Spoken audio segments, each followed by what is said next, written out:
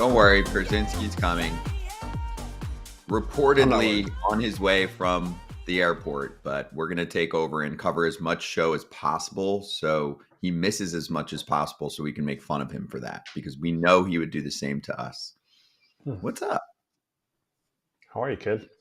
I'm good. So when we do some spring training storylines in a second for Charge the Mound, there's one that is not included because we're going over some of the teams. I want to do a league one before we start. I am really the most excited in spring training for this. Can you point out what this is for a crowd that's going to listen to audio later, but they might not realize how fun it's going to be when an ump is proved wrong?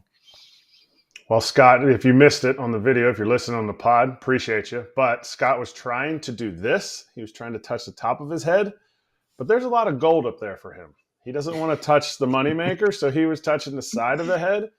So I'm not sure if that's going to get the replay, but we definitely are going to. Yeah, see, he's doing a fake touch. Do you think Bryce Harper will take his helmet off and do like one of these where he just like pats the sides? He'll touch it. He'll touch it here, but all that to say, yeah, of course, it's going to be exciting to see if there's actually a replay, if there's actually like a review call, a questionable call that's used, if there's any left by like the second inning. Because the starters are like, I'm using this, John. I'm not saving it for number 93 and 95 in the 7th, 8th, and 9th inning of spring training games. I'm super excited to see it. I'm excited for the umpires too, honestly, because truly umpires want to get it right. And this is the way that we truly get the answers to the question, was that a strike or is the box on TV not really have it right? Also, it will be the separation between Goodfellas and cocky umpires. There are a few out there who like to jab back at players and act like they're ridiculous and they don't understand the strike zone. We will now be able to determine who is right and who is wrong. So I agree with you. They want the call right, most of them. There are a few that have a little ego involved and want their call to be right. Do you agree? Oh, I totally agree. You see it with replay. And I'm a big like body language person. They don't always show it on TV, but there's a replay. There's a close play at first base. You know, umpire bangs him, gets him at first, and then like they're looking in the dugout. They're looking in the dugout, and the manager's like this. Sometimes the umpire will give one of these, like, nope. I know I got it right. Like, it's okay. Other umpires, the ones that like you really respect, they'll sit there and they'll be like, all right, yeah, let's go check it out. And then they were right, and they just go back and whatever. If they were wrong, go back, whatever. You know, they don't ride the highs, but everyone says, oh man, you're always trying to check my calls. No, see, I told you I got that right. Like, it's okay. We just want to get it right. Move on. Game's not about you. Yeah, the good ones are like, I just want this game to be 100% correct and there's no complaints. Like Pat Hope. Oh, never mind. Too soon. Too soon. Right. It's almost 2026. Okay. Great. Which is when he can reapply for being an umpire. It's not going to happen. It's not going to happen. This is a very, very dumb situation. We covered it a lot. Let's charge the damn mound. He's charging the mound. The Athletic put out one pressing question for all 30 MLB teams heading into spring training. The whole staff got involved. It's a fun one.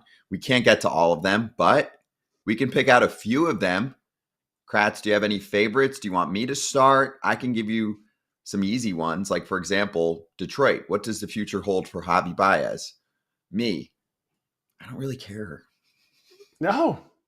That's like, I saw you highlighted that one and I was like, meh. For me, it's the Rangers. Are they going to bounce back? Is that vaunted lineup going to bounce back? Because now all of a sudden, chalk is not just the Astros winning the division. Because if that lineup bounces back, they still have to face the Mariners' unbelievable starting rotation. So to me, it's the Rangers. Will that lineup bounce back? Are they going to keep Bruce Bochy on his every other year World Series championship train? is Jacob deGrom going to be the unbelievable piece that they signed him to be 3 years ago? Is Kumar Rocker going to continue what he did at the end of the year, making the adjustments when he came up, and then continue, like, stayed on a steady rise? Like, that upgrades their starting rotation. Tyler Mahle, is he going to be the guy that they wanted when they picked him up? Like, to me, this team could go back to the 2023 season and just bludgeon teams. But with those starting rotation pieces, not bouncing back, but just being back, like, this could be the Rangers' year. Not only win the division, but maybe win it by 3 or 4 games. It's a really nice write-up. Cody Stavenhagen put it together. He is the host of Tiger Territory and covers the Tigers for The Athletic, but he chimed in on the Texas Rangers. And you're right, Kratz. I mean, he talked about some players that could bounce back, including Heim, Adolis Garcia, Leody Taveras. None of them were as good in 2024. Of course, there's some more catching depth there, which helps the cause. And last year, they went from a top 3 offense in 2023 to 22nd in the league in 2024 in terms of weighted runs created plus, which is kind of like OPS plus, which does factor in your ballpark and the era and the whole deal, which put them as a bottom 10 offense. And Crazy. There were injuries early. Josh Young, Evan Carter, right? It adds all up to a 78-win season. This year, Fangraphs projections, 85 wins and division champs. Pacoda, 89 wins.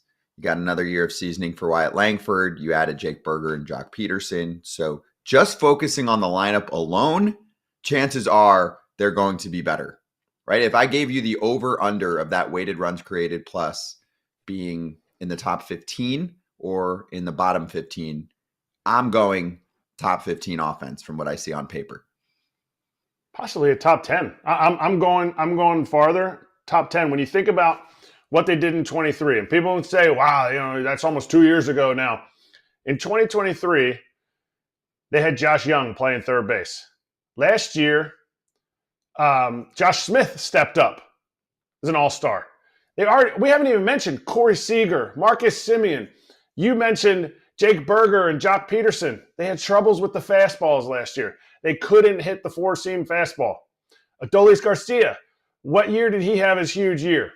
Oh, he had a huge year, and then he got an extension. A little bit of a down year. Now he's got another prove-it year again. These guys have the ability, and they're not, and I don't like the age curve stuff, but it doesn't apply to these guys. It doesn't apply to this entire lineup. I'm trying to think of anybody in this lineup that is the wrong side of 30 right now. Like, you're talking about a power-packed lineup. I'm easily giving them a top 10 lineup. If I break it down and by the end of April, I'm sitting here going, this could be a top 5 lineup. You're going to get, the troll nerds saying Corey Seager's 30. Okay. I'm sure it's not the wrong side of 30 yet. Side. Yeah, exactly. I'm sure Jock is on the other side. He's 32. Yeah, but he's not an everyday piece. I'm buying what you're selling. We're on the same page. So let's move on. What else do we have here? For me, San Francisco, their storyline was kind of interesting because it's a name that, frankly, I think a lot of people forgot about. They made a big signing last offseason, 6 years, $113 million for a contact aficionado, Jung-Hoo Lee, 26 years old. It was a 340 hitter over 7 seasons in the KBO. Very different baseball out there. I'm not saying that completely converts, but we really didn't get to see much here. Dislocated left shoulder, 37 games. That was it for Lee. So, thoughts on how he could impact the Giants? Because we went over Adames, Verlander was added. I think plenty of people think they should have added more.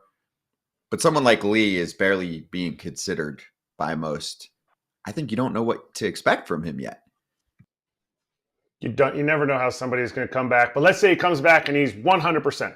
He's a guy. Is his value more because he has a chance to be a 300 hitter in the big leagues like he was over in the KBO? Is his value more because he's in San Francisco? Maybe. It's tough to hit homers, so it's like, hey, he's not even going to try. Don't worry about it. He's going to play elite defense in the outfield. That's great. But to me, he's more of a complimentary star. He's not that elite.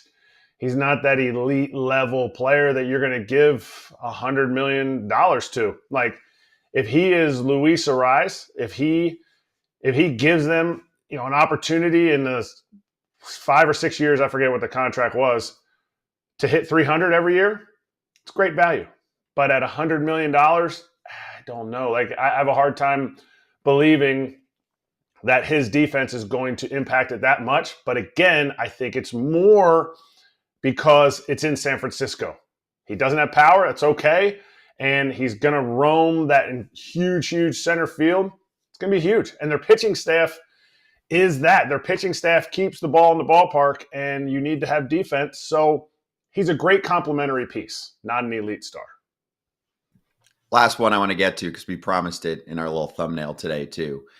Juan Soto on the Mets, but also Juan Soto on the Mets, if you know what I'm saying. The Yankees and the Mets approach.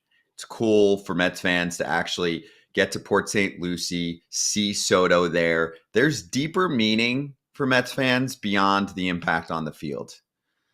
The Yankees have dominated baseball in New York for a long time, right? There's many people that are in their 20s, 30s, 40s that remember growing up and just watching the Yankees be an absolute powerhouse dynasty.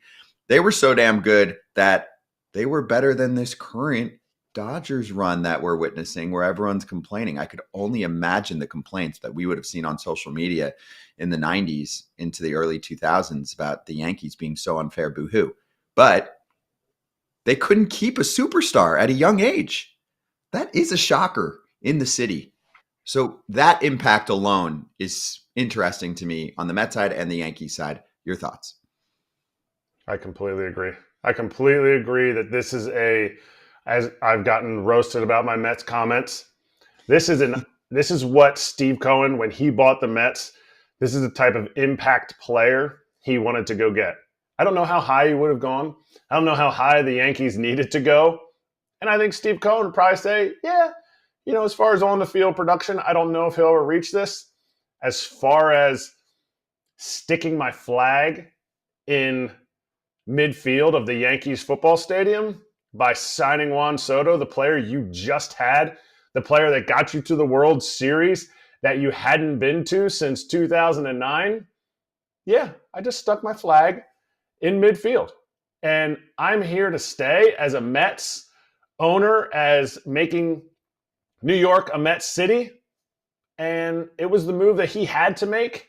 And it's going to catapult them for a long time. I don't think he's done either. I'm not saying this year. I'm saying in the future, he wants to continue to be that organization and be that guy that's going to do what the Yankees really don't do all the time anymore. They still had a really good offseason, but they had a strong offseason. We got him this time. You did. So Mets did many other things. Sounds like they're continuing to look into other things, as they were in on the Kenley Jansen sweepstakes. Anyway, let's step aside. We'll go over some spring training storylines with Ken Rosenthal. Also wrote an article this morning about Blake Snell. Ken, Inside Scoop, next on FT.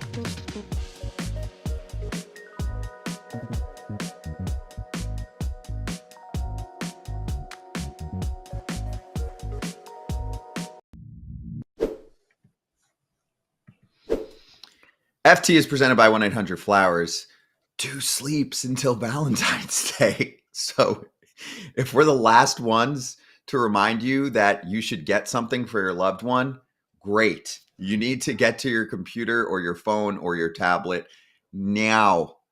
1-800-Flowers.com/FT actually would be really helpful in this scenario, Kratz, because if you're this late to the party, a dozen roses might not be enough. 2 dozen roses might get the job done, and you can order a dozen and double your bouquet for free.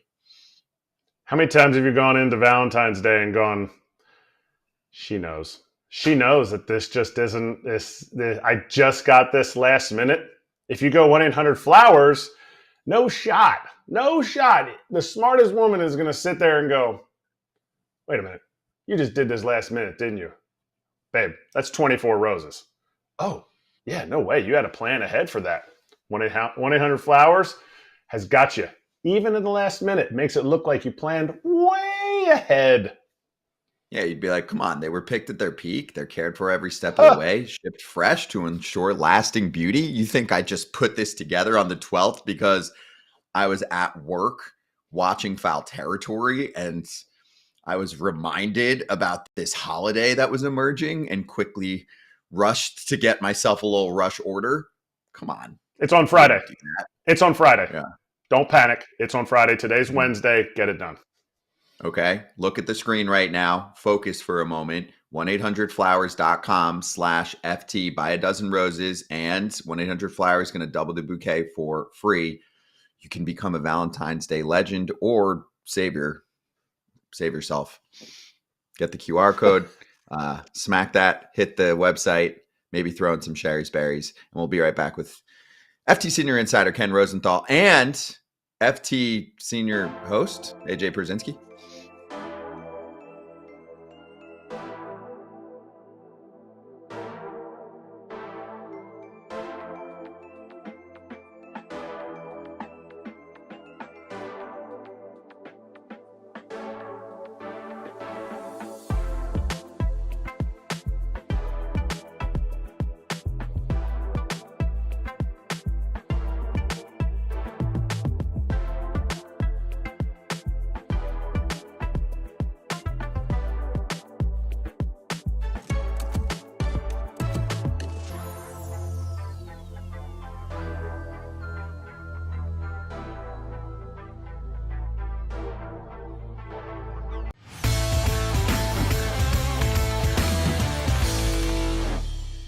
Inside Scoop with Ken Rosenthal, our FT Senior Insider, is at Reds camp today. We're excited about that because FT is actually going to be at the Reds opening day regular season matchup. We'll get to that another time. Yes, I didn't really announce it until just now. But Ken, great to see you. And I'm excited about this team.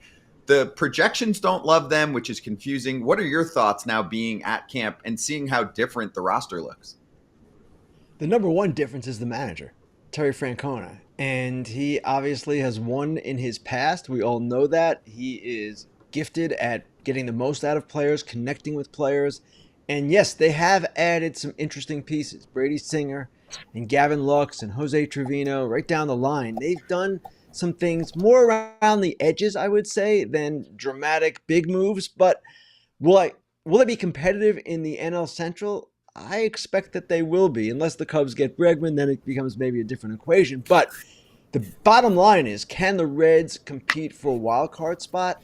If their pitching stays healthy, and if their offense is what they all thought it could have been last year, yeah, they should be able to compete for a wild card spot. And I do believe that Francona will be a difference maker. How many wins that translates into, I don't know. But yes, he's here for a reason.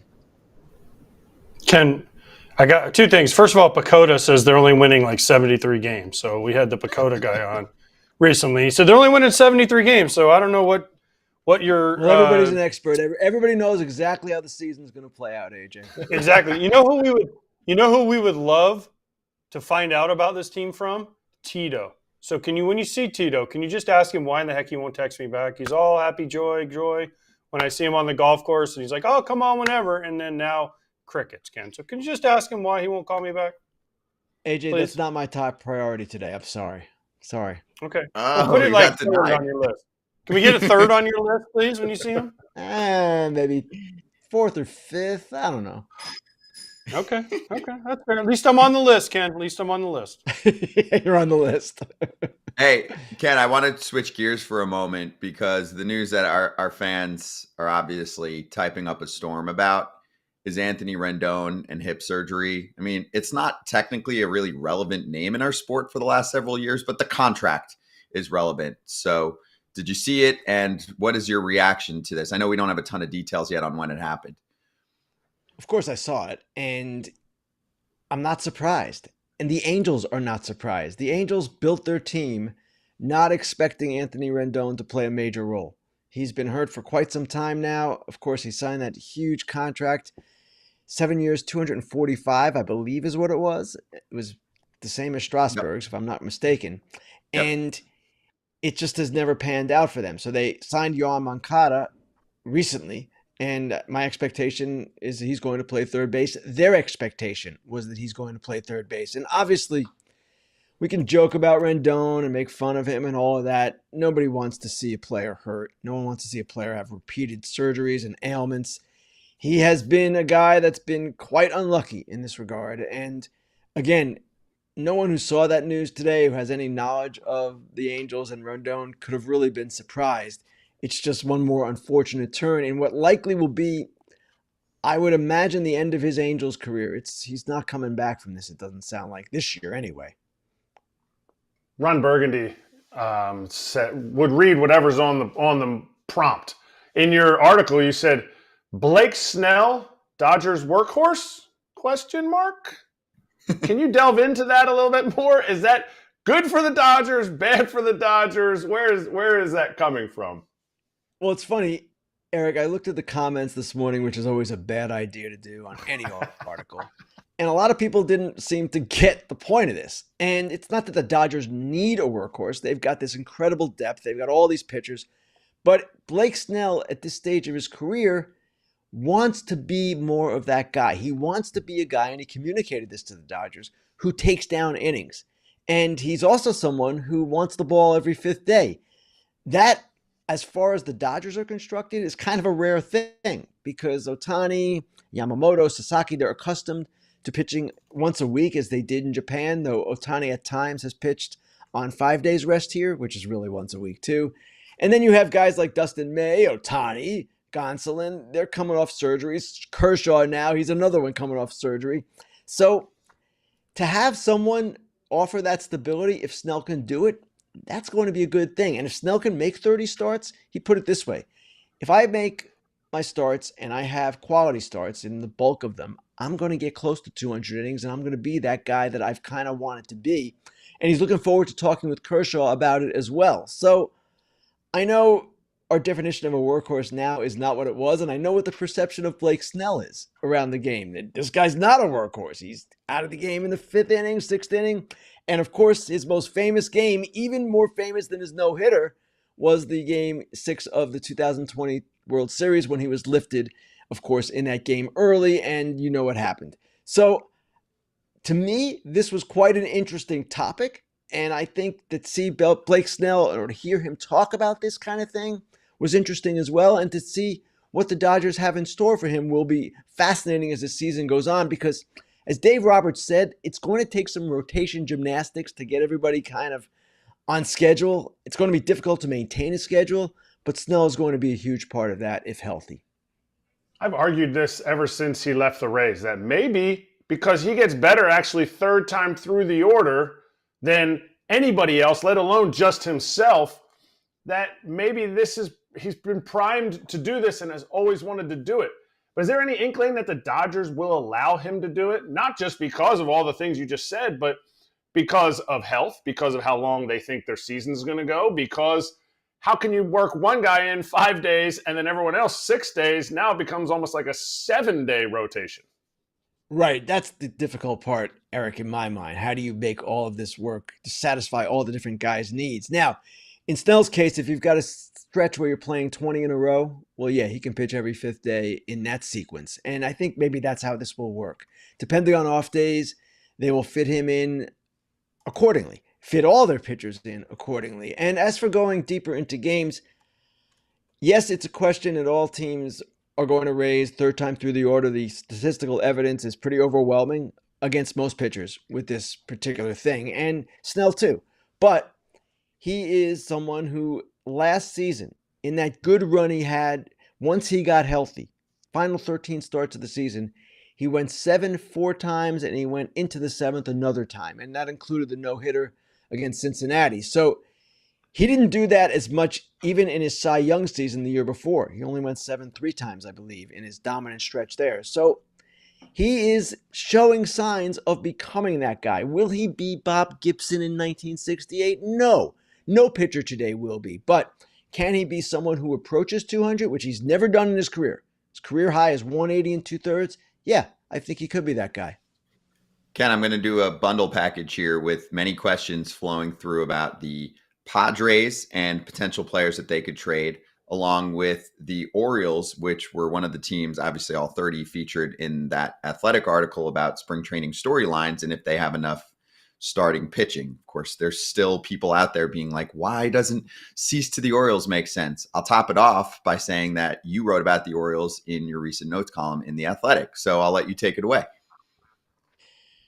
The Orioles and Padres would appear to be a match if the Orioles are intent on acquiring another starting pitcher. And I would think that if they could acquire one, it would have to be someone along the lines of Dylan Cease.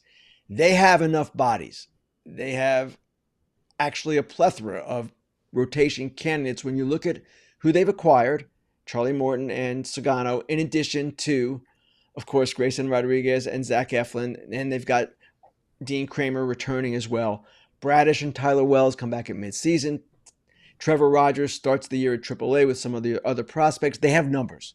Do they have the top of the rotation guy that they had last year in Burns? That's the question. So what I wrote about was their seeming glut of outfielders as well, but I don't know that they see it as a glut, and they see it as depth. And the addition of Ramon Laureano did not necessarily signal a trade. It just gave them another alternative out there. And keep in mind, Tyler O'Neill's had a long injury history, and who knows if he'll stay healthy. So the real question here is, what are the Padres going to do? And that's the question we don't really know the answer to. AJ Preller is always going to listen on potential free agents like Cease. We know that he does not operate by the calendar his peers in executive offices operate by. He will make trades at any time of year. I just don't know if they see trading Cease or trading Michael King or trading Arraez or even Robert Suarez, who probably is the most likely to go, is something that they need to do. We don't know if they need to do it financially. We don't know what they're thinking along the lines of their prospects and if they want to improve their prospect base. It seems to me AJ Preller wants to compete. He's got a really good team this year. So if they trade Cease, it would have to be something along the lines, I would imagine, of the Juan Soto trade. Now, they're not going to get that much back, of course, but they would want a good amount back and some pieces that would help them in the major leagues this year. The Orioles have guys that they could trade. I'm just not sure I see this coming together. Wow. Okay. Speaking of not coming together, can you just give us a flat-out answer? Where the heck is Alex Bregman going to sign and when? The options are dwindling. Teams are in camp. Maybe the Angels. They lost their third baseman again. Maybe he can sign with the Angels. I don't know. Where the heck is he going to sign? AJ, I wish I could give you an answer. I wish I had some knowledge of this situation that could reflect insight on where he's going to end up. It's not that his options are necessarily dwindling. He has options, I believe. The Red Sox, the Blue Jays, the Tigers, all the teams that have been in it from the beginning, the Cubs. The question is, to me, does he have, at this point, an offer he likes? The answer obviously is no, otherwise he would have signed. And are his best offers coming from places where he doesn't want to go? That could be the case here. That could be part of the problem. Chicago, Detroit, Boston all seem to me to be places that don't want to necessarily go 6 years.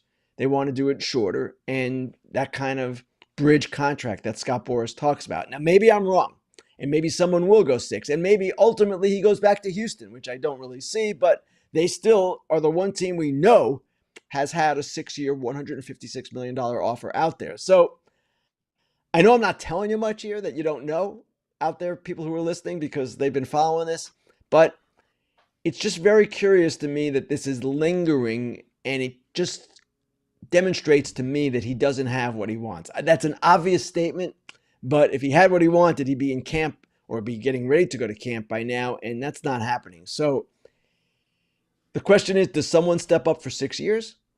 Does he relent and sign a lesser deal in terms of length? I don't know the answers. We're ultimately going to find out. Ken, there's not a book on this because we don't know every offer that's made and when, of course, in baseball. But do you agree with the fact that generally when we get to this time on the baseball calendar, you're not going to get serious increases on offers? I feel like that used to happen in more of the old school ownership front office days, but now they plug a number into a system and say, this is our stance. This is what we would pay. If not, we're willing to walk. We're in spring training. The only case that pops up in my mind is more on the pitching side. Sure, there can be a position player injury, but it's not as frequent. We're going to get a ton of arm injury news over the next few weeks. We always do. So to me, I'm like, okay, Nick Pivetta maybe has a chance to get a better offer than he got a couple months ago. I don't get it with Bregman. Like, is he waiting to get a call? We're like, all right, screw it. Another year and another 30 mil. We're in. It's a great point, Scott. And you're absolutely right about the way teams evaluate players. They set a value and rarely do they deviate from their value. Obviously, there are exceptions to that. I don't believe the Mets had Juan Soto set at $765 million. And I'm not sure the Diamondbacks had Corbin Burns set at $210.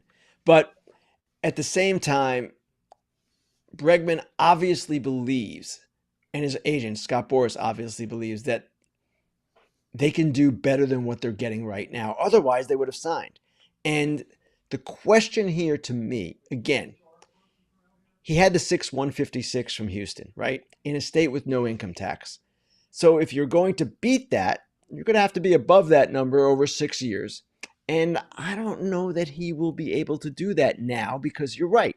It is pretty rare, except in the case of Machado and Harper that 1 year, where you see teams throw out 150, 160, 70, 80 million at this time of year when they've generally spent most of their money. So that is the question I'm seeing here. And ultimately, if he signs a bridge contract, he'll still have the chance to beat the 6/156 over time, but it won't be this year. So I don't know, Scott. It's a very curious one to me. And maybe once he signs, it will all become clearer to us what was going on. But I'm having a hard time seeing how he beats the 6/156 in present day dollars, tax dollars, all of that. It's just curious to me. What's curious to me is how a pitcher can show up, even a future Hall of Fame pitcher like Clayton Kershaw can show up and just play catch at Dodgers camp.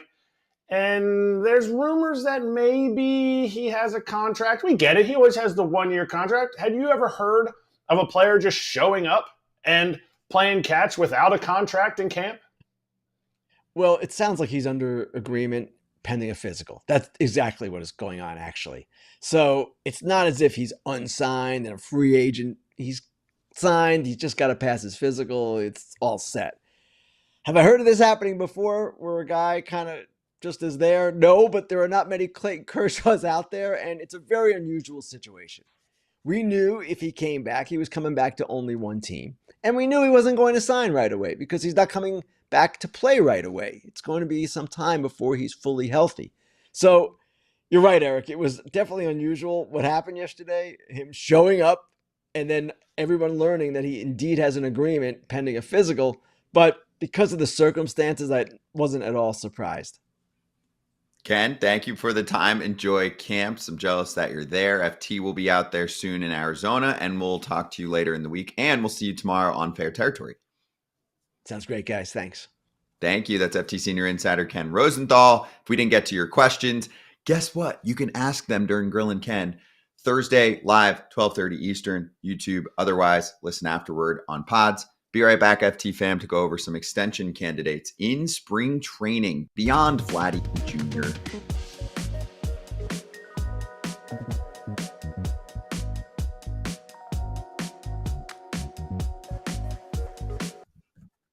Hey, what's up, AJ? What's up?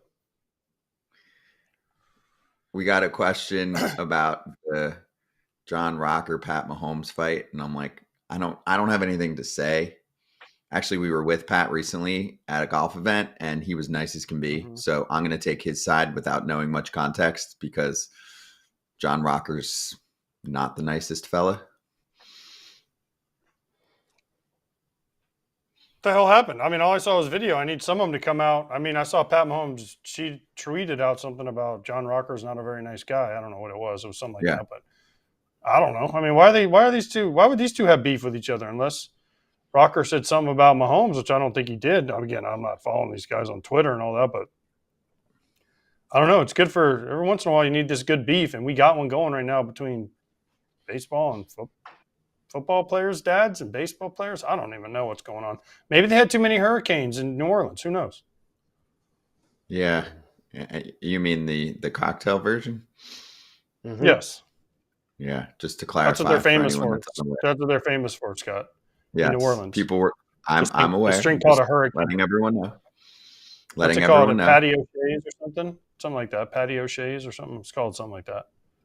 Let's keep it simple. Tequila. All right, Grant McCauley threw this out there. For those interested in such things, Jerks and Profar is lockered next to Acuna with Albies on the other side of Acuna.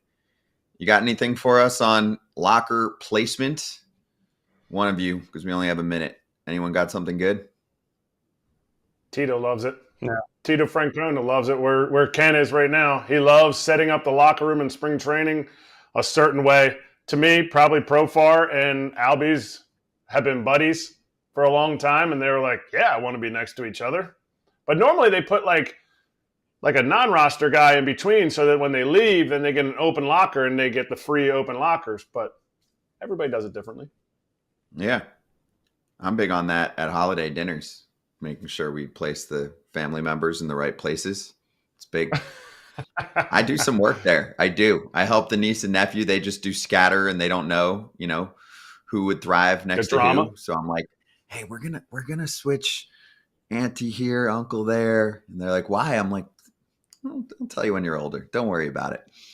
You'll learn sometime soon. Yeah, exactly. All right, extension candidates to hit next. What? Nothing.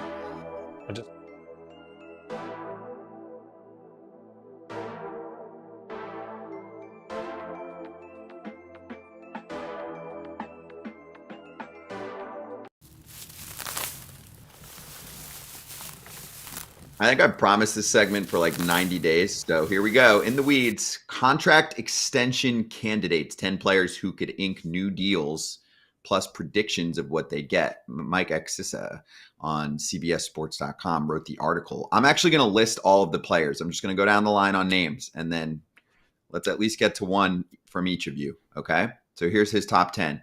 Junior Caminero, Garrett Crochet, Brendan Donovan, Logan Gilbert, Vladdy Jr. Oops, I just clicked out. There's your 5. Hold on. Let me get a few more in here. 6 is Michael King, Stephen Kwan, Adley Rutschman, number 9, Tarek Skubal, and 10, Kyle Tucker. I don't know if they're ranked, so don't quote me on that part, but those are the 10. AJ, who do you think really should work out a deal? And I'm saying who, like on the ownership side and the player side. Well, to me, 2 stand out on there. One is Vlad, because the Blue Jays just need to sign him for goodwill with their fans, without a doubt. And the other one is Skubal, because the Tigers need Skubal more than Skubal needs the Tigers for me. I think because Skubal, if he hits the free agent market, if he has another healthy year or two, is going to just be ridiculous. So if you're the Tigers, you got to go sign him now while you still have a chance. And for the Blue Jays, they should have already had this done. I just think that the Blue Jays need something good to happen to them, and this would get the fans back excited that, hey, the Blue Jays really are going after it. I know they have a high payroll, but they haven't won anything. They haven't done really well. They're in a tough division, so they need to show their fans, hey, we're trying, and we're going to build around Vladdy Jr. I'm going to go two also, but I'm going to go one from a team side, Junior Caminero. Junior Caminero hasn't lit up the world in the big leagues. And to me, this is from the team side, this is the time to buy low. Buy low. He may want more if he has an all-star first half, since you're going to be giving him every day at bats. So buy low. Get this extension done. From a player side, the Red Sox and Garrett Crochet.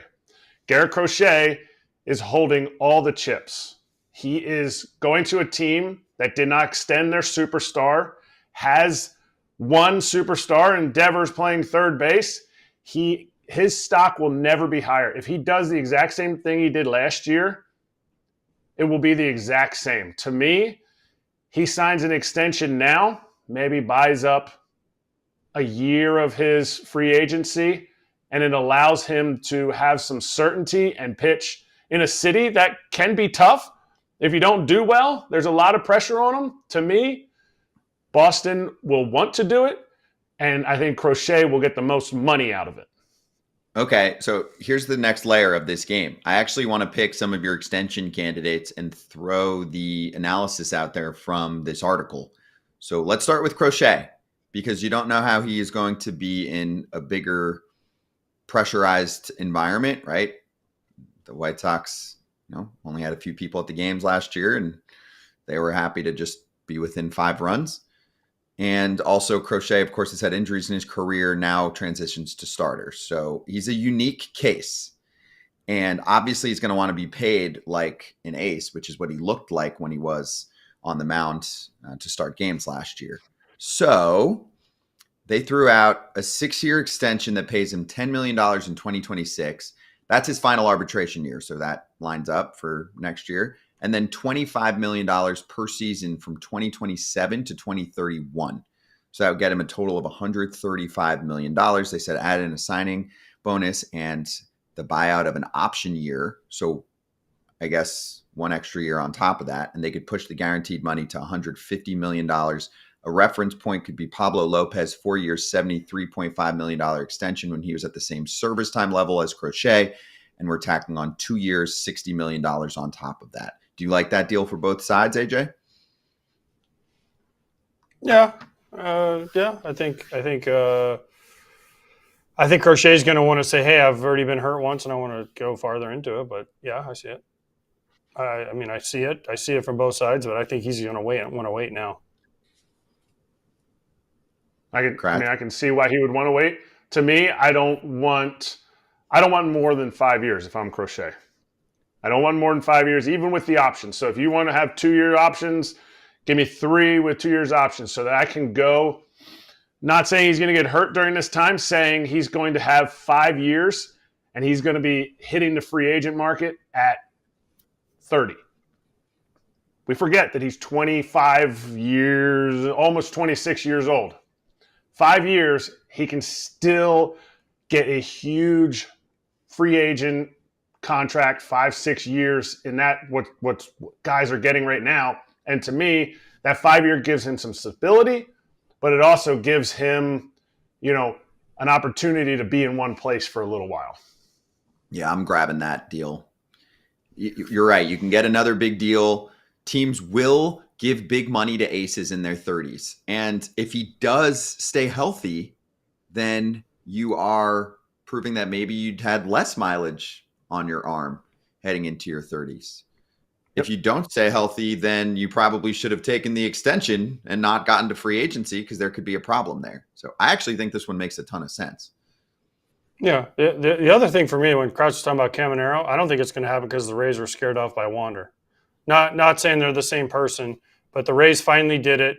They finally went big with their superstar guy they thought they had in Wander Franco, and we haven't seen him in years, and obviously he's having some legal problems. So I think that's the one for me. Some of these other names that we look at, Brendan Donovan, the Cardinals aren't really in that mode right now.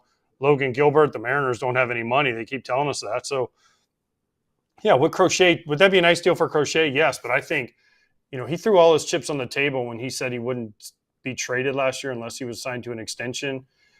I think he wants to just play it out. I think he feels good. I think he feels like he can be healthy, and I think he's willing to take a bet on himself. Let me run through Caminero real quick. They said largest contract given to a player with less than 1 full year of service time. Julio Rodriguez, 12 years, $210 million. But that was August of his rookie season after being an all-star and was on his way to rookie of the year. So Caminero hasn't put that together yet. If we're doing this now, they said a more appropriate comp would be Corbin Carroll, 8 years, $111 million. Do you think Caminero takes that? They said 120 to adjust for inflation and 8 years. Yeah, that gets you the comp of the 111. You guys think he takes that? I do. He's 21. He's still hitting free agency before he's 30. It's a big number. That number 30. If he's getting in 6 figures, if he's getting 6 figures, 9 figures. If he's getting 100 million plus, I think he takes it. What are you saying? What are you telling your client? Yeah. I mean, I'm telling your client if he's 21 years old to take 9 figures. You have to. I mean, if they come to you, he can.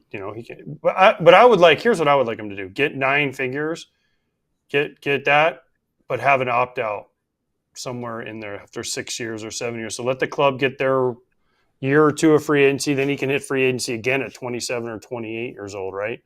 And then you can try to cash in again. I think that the club might not go for it, but that's what I would be shooting for if I was his agent. What if the club says, no, you get the Carroll comp plus inflation, take it or leave it. We love you to death. But if you want to play games with us, we'll wait. I mean, I think he takes it. Okay. I just don't think the Rays will do it. I think the Rays are a little scared right now. Okay. I think that's a good call. I mean, and they're also figuring out their ballpark situation. One more. Let's finish big. We'd offer him that in Orlando. That's true. There's more money and more tourism money there. I agree with you. Most of the other names on this list are not very realistic for me, especially even Kyle Tucker. I mean, he's a year away from free agency. I don't think the Cubs he's definitely not. Everyone. No. Okay, but let's finish with Vladdy here and the comp that they put out there, because they alluded to how in December they said the offer was $340, and his camp was like, yeah, not even close. So they said 13-year deal starting in 2026, $45 million a year. $585 million. And I guess they said, given the leverage that Vladdy has over the Jays, it could even get you 14 years, close to $50 million per year. I mean, I love the numbers for Vladdy, but I'm wow. I mean, all I have to say, I don't know what the number is, but I know it has to be a record. If you're signing Vladdy as an organization and as the player that he is, the age that he is, it has to be a record. And you have to blow the record away, not for your team, for all of baseball. Has to be the biggest extension ever given out. So that's where it starts. And 340 ain't it. Sorry, he's got to get more. It makes a huge impact. It makes a huge impact in the free agents that they'll get and their fan base, showing that we might not have a lot in the pipeline coming through, but we still want to win with our superstar. He's not getting 14,700, but I think 45 a year to get you to 585 is a number that he takes. AJ, I think he's got to be in the mid 500s to say nope. I'll take it. I think you're right, but I mean, we also first basemen don't get paid the way other positions do. So that's the other problem he runs into. Is I know he's a better player than Pete Alonso. He's got better things, but first basemen typically don't get played. It's been outfielders, shortstops, and starting pitchers that have been the ones that have gotten paid. So first baseman, I don't know. I mean, listen, I hope he gets every dollar, but I just don't know that I don't know that the Blue Jays are willing to go to the number that's going to get it done. But they need to, for the organization and for the fans there to have something to look forward to for the next 10 years. I don't think what if he wins MVP? Well, then they're in real trouble. It's too late. Yeah, it's too late. Yeah. If they don't give him something that's in the fives, he's going to free agency, because I do think another team will play ball at that rate. Just based on the star appeal, the age, the bat, they're going to say, hey, Soto's an outfielder, but you're not getting him for his glove. What Some team? reports already say Boston loves him and they're just waiting for him. I think the Yankees would be involved. I think there'll be enough teams involved. Not many, but 3 or 4 that would be involved. Okay. Obviously, Toronto would still be trying to keep him too, and then they would have the pressure. I mean, Washington should. It would be such a good fit for them. They need a first baseman, but a long-term first baseman. Anyway, all right, let's get back for their own superstars. Who? The Nats? Yeah. Yeah, but they could do that now and sign them for much less. Yeah, you could do both. Okay, fine. Next up, the Brewers. They gave big money to Yelich and then Churio based on service time. We'll talk to Curt Hogg. Team preview.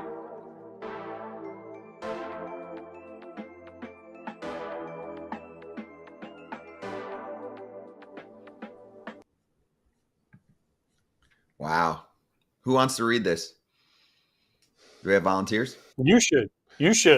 Since you love that they hadn't signed a free agent. So go ahead, Scott. I don't love that. Source confirms Alden Gonzalez report. Craig Mish, who was on the show yesterday. Cal Quantrill, 1-year contract with the Marlins, can add that the deal is for $3.5 million.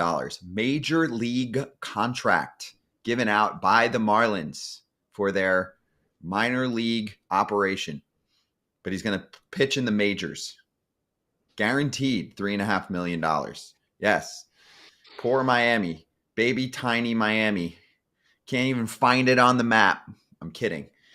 They finally signed a guy. Because they need innings. We talked about this in our team preview. Yeah. We were like, they need innings. Last year, they were like walking around Miami. Anyone know how to throw a baseball? They were really struggling. I was struggling because I'm a nerd and I like to feel like I know almost every player in Major League Baseball. And I was struggling, AJ, to know the arms that the Marlins were throwing out there. I dare you to name their starting lineup right now. They're without looking at the list. Their projected starting lineup. Because I bet you I can't name 3 guys on their starting lineup. Oh, I could name a few. I mean, first of all, I really like Xavier Edwards, and we didn't talk about him. Okay. I don't think that's one. enough. What's the catcher? Flores, right? Flores is the catcher. Oh. Fortes. Fortes. Yeah. Fortes. Or Fortes. That's sorry, 2. I messed up too. I can give you 2 easy ones because I thought that it was a good trade for them. Kyle, thank you. Kyle Stowers and Connor Norby. I like Norby. I think Norby is going to be a big league player. Is he going to be a star? No. Is he going to be a starter for the Marlins? Yes. So there's 2 more. Brian Sanchez. I mean, not Brian. Jesus Sanchez. Jesus Sanchez. Yes. Sorry. I mean, I had to look. Claudia just sent it to me. I mean, yeah. Jonah Bride was pretty good down the stretch for them. Otto Lopez is a defensive monster. He is. Fish. Go Fish. Yeah.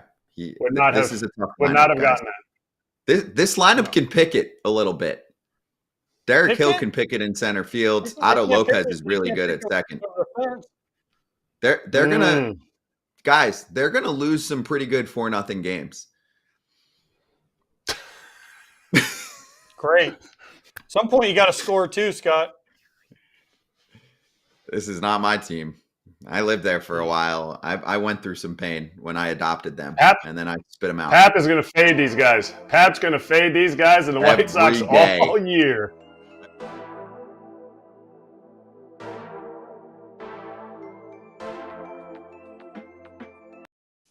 Here we go. Curt Hogg joining us, Brewers beat reporter from the Milwaukee Journal-Sentinel, a regular on FT.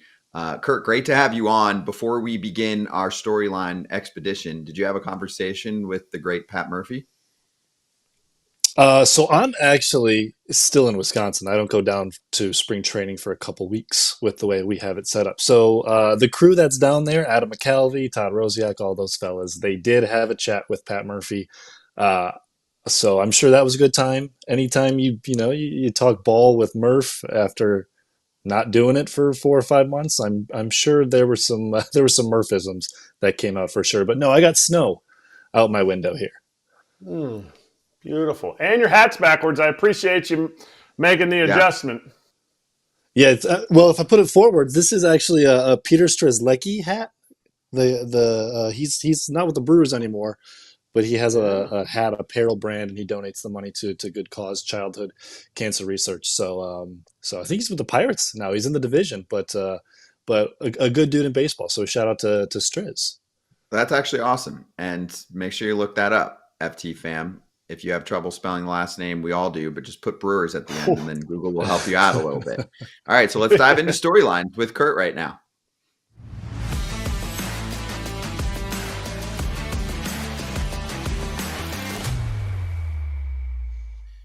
We're going to definitely hit 4, replacing all-stars. Devin Williams, the back end of the bullpen, Willy Adames, the spark, the homers, just the consistency that he was bringing. Churio, part 2. He was so good starting in June. Will that continue, or could there be a sophomore slump where the league gets to study him all offseason? Christian Yelich is back.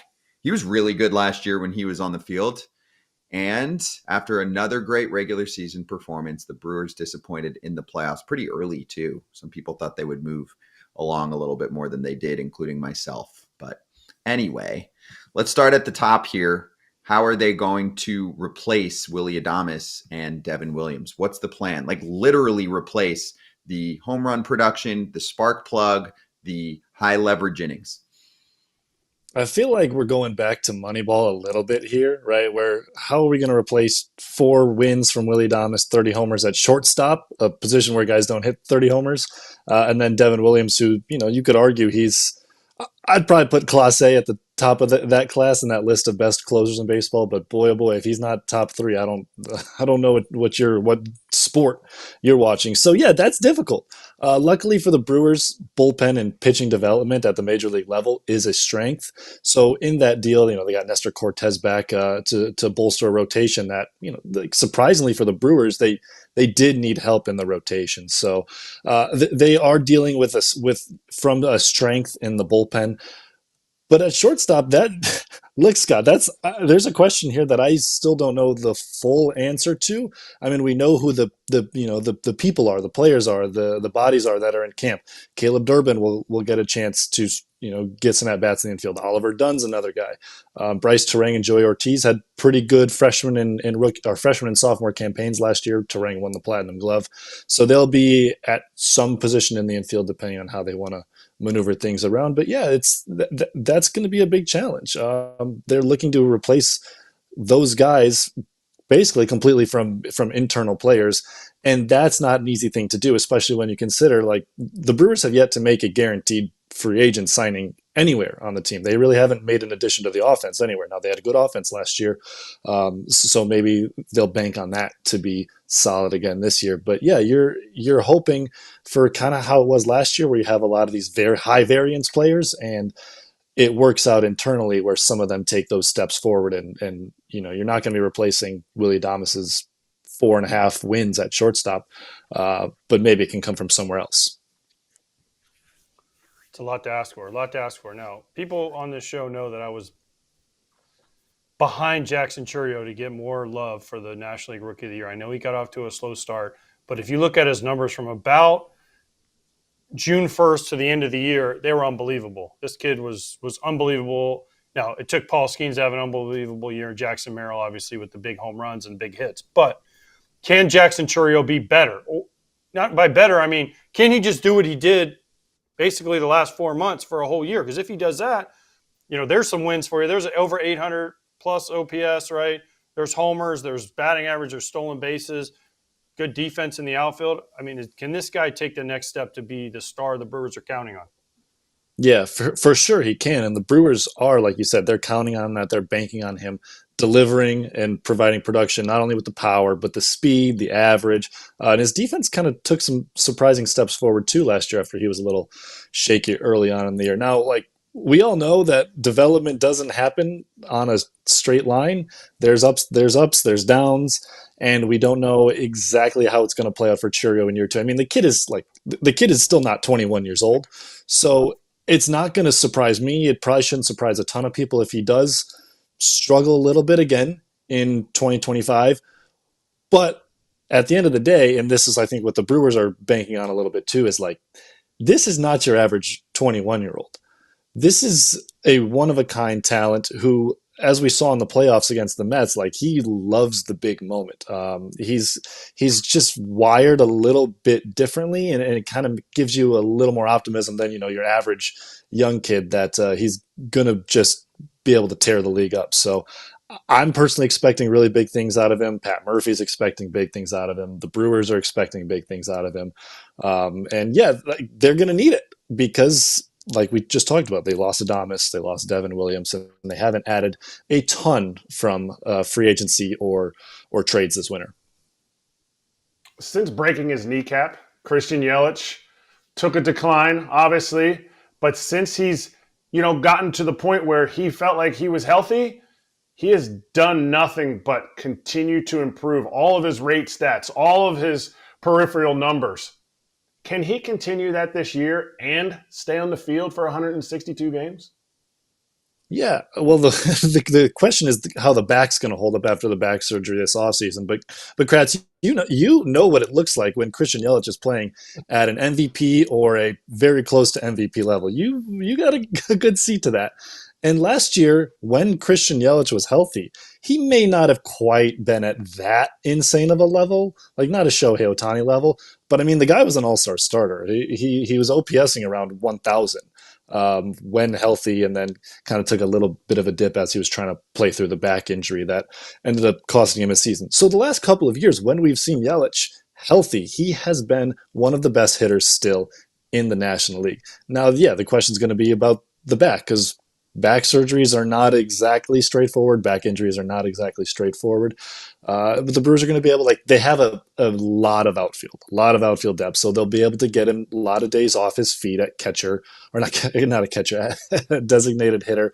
They'll also have catcher William Contreras, and Rhys Hoskins will split time there as well.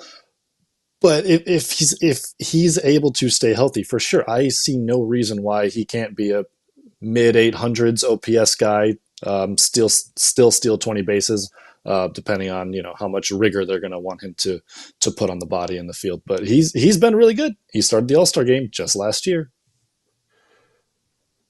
True. Let's not go back to last year, because Brewers fans, they don't want to remember how last year ended with the Pete Alonso homer off Devin Williams on a pitch that he never gives up a home run to.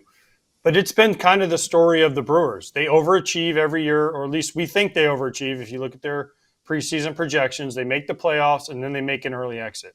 How can this team take the next step and get to the next round, the LCS, possibly a World Series, with the roster they have? Do they need to add, et cetera? But what's the way the Brewers and the Brewers fans can get to the next step? Yeah, it's really been challenging to watch the Brewers in the postseason if you're a fan the last few years. The way that Game 3 ended in the wild card round was just an unfathomable experience, really, just like seeing how the ballpark reacted to finally feeling like, hey, these guys are going to take the next step. Jake Bauers hit the go-ahead homer in a do-or-die game. Sal Frelick hit a homer in a do-or-die game. And then the best closer in the National League had the worst outing of his career.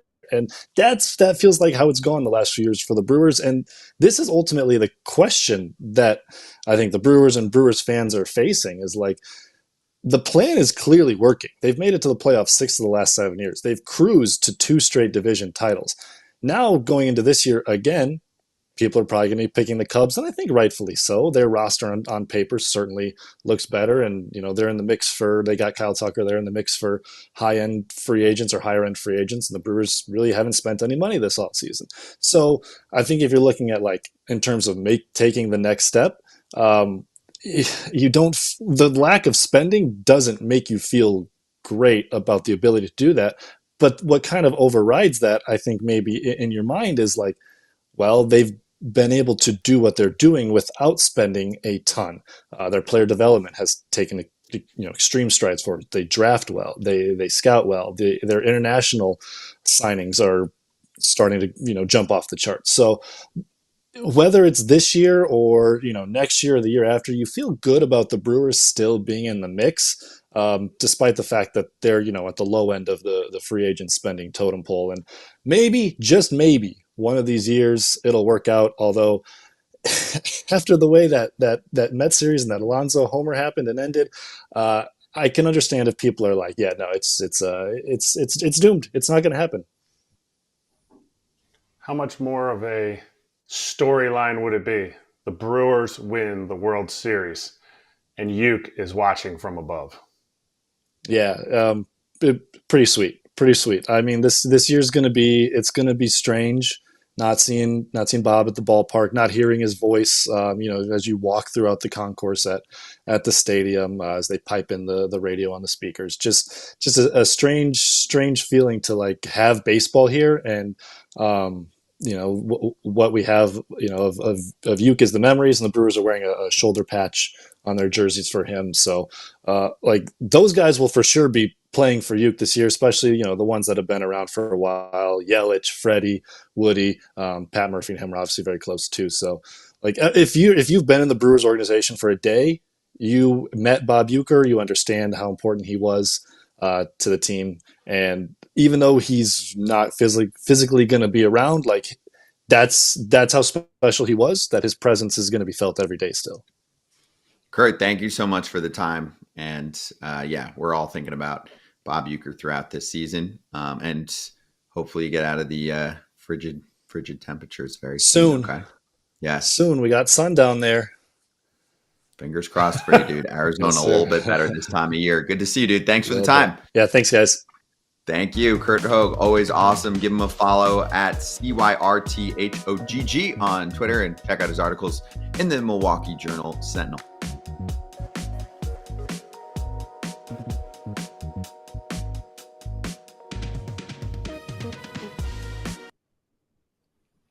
Here's one from Jorge Castillo, who covers New York baseball. He said the Mets showed interest in signing Kenley Jansen as a setup man, per sources. Kenley ended up signing a 1-year $10 million with the Angels to become their closer. To me, AJ, it says, do the Mets have more in them? Are they dancing around? Because there are other relievers on the market that could be effective. That's a good sign for Mets fans. You know what it tells me? Kenley Jansen wants to close. That's what it tells me, because who's going to be better this year, the Angels or the Mets? Tells me that Kenley Jansen wants to be the closer. Remember we talked about this yesterday. Oh, why would he go to the Angels? They have Ben Joyce. Guess what? He's going to be the closer in the Angels. That's what he wants to be. So that's why he went there. Because, I mean, listen, we're not stupid. We know the Mets are probably going to be better than the Angels this year. And that's not a knock on the Angels. That's just kind of the truth. So if he wanted to win, he would go to the Mets and say, okay, I'll be the setup guy to Edwin Diaz. We have a chance to make a run at the World Series. Instead, he said, I want to go where I can close. The choice is the Angels. Yeah, he said that on our show last year, that he wasn't into the 9th inning. I don't know how to deal with the mix and match situation. Basically saying that he wants the 9th or bust. He's also a legacy guy. He's chasing saves records, right? I mean, he's not going to get to the top, but he's moving up the list. So the Angels will just let him eat as long as he's good. He has earned it. Yeah. I'm with you. I mean, he's also won. So he also wants to be on the West Coast. It all adds up. For me, I'm looking at the other side. David Robertson to the New York Mets. Again. Who else? Kyle Finnegan. Some free agent relievers that could be a fit to add more depth to the Mets bullpen. Yeah. Everybody needs it. Everybody those guys excite you? Yeah, they both excite me in different ways. Do they? Yeah. Okay. If they'll pitch me the 6th and 7th inning, if you're on a contender and those dudes will pitch the 6th or 7th, they excite me more than what most teams have in the 6th and 7th. David Robertson at this point in his career is going to pitch wherever. So you've got Dedniel Nunez, AJ Minter, Scott. Edwin Diaz. I'm saying it in a good way. David's on the call as his self-representation going, what do you got for me? Because hold on. You want me to pitch the 6th and the 7th, at least for now, because you've got 3 other high leverage guys that you like? Hold on. Let me ask my client. Yeah, he said that's fine. That's cool. We'll take the 10 mil. We're in. See you in Port St. Lucie.